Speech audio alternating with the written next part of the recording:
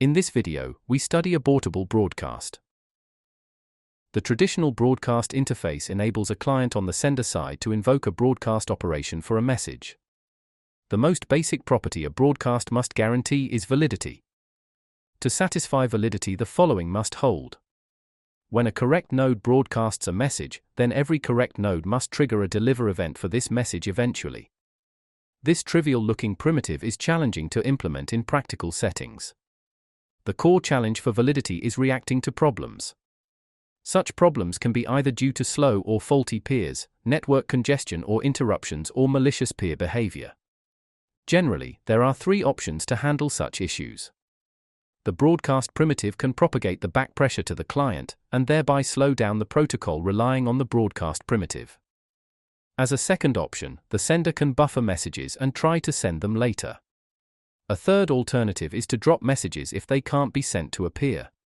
However, all these options have severe drawbacks. If the first one is used, then one slow peer, which can potentially behave so on purpose, can slow down or even halt the client protocol above. With the second option, a slow peer can push other peers to their memory limits, crashing the peers and thus causing a denial of service. With the third option, the validity guarantee could be violated because not all honest nodes deliver a message.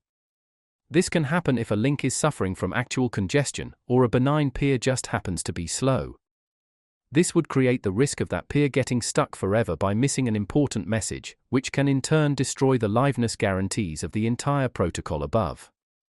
Of course, the last risk can be mitigated with retransmission at the networking layer level, but the retransmission itself is susceptible to the same problems. How can we overcome these problems and offer a suitable broadcast primitive to higher-level protocols? Luckily, most practical protocols don't need the validity property with guaranteed delivery in the most general form. Namely, the validity property is normally used in theoretical high-level descriptions of BFT protocols and their correctness proofs to argue that a peer who may be arbitrarily far behind can still catch up. However, practical implementations of these protocols often use checkpointing to regularly summarize the current protocol state. What does that mean? From time to time, many protocols create a snapshot of the current protocol state, including all the information necessary to pick up from there. These checkpoints render older messages obsolete, and can therefore bound the number of relevant messages at any given point in time.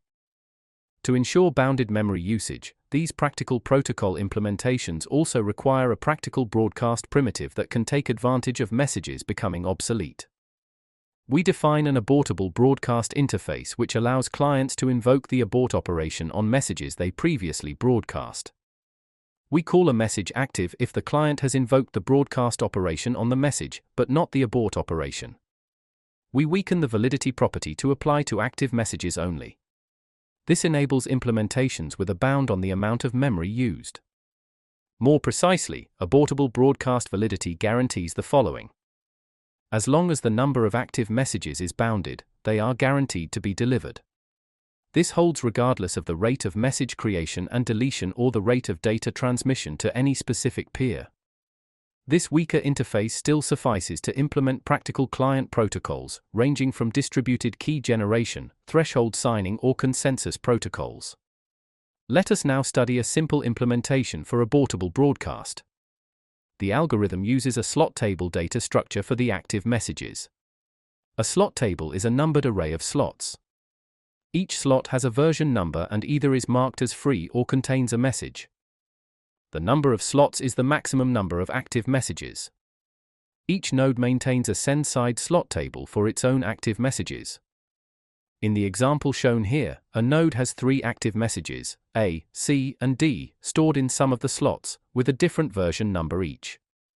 In addition to the send-side slot table for its own active messages, it keeps a receive-side slot table for each of its peers.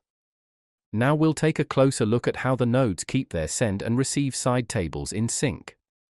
When the client invokes a broadcast operation, the algorithm finds a free slot in the send side table, increments the version, and inserts the message and the new version into the free slot.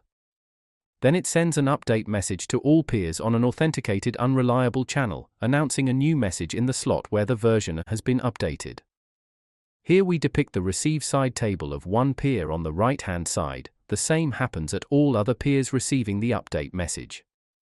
When the update message is received, the node checks the version of the slot number in the message, and if the number is greater than the one it currently has, it replaces the content. Finally, it delivers the message to the protocol above. When the client aborts a message, the corresponding slot is marked as free and the version number is increased. Abortions do not have to be explicitly announced, as they will eventually be overwritten by new messages. Since the messages are sent over an unreliable channel, they may get lost. In the example here, a peer is offline for a while and misses several update messages, more than 2,000 in total. When the receiver comes back online, not all the changes need to be sent again.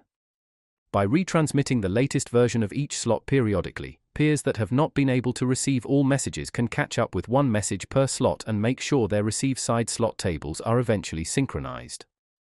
Let us summarize what we've learnt in this video.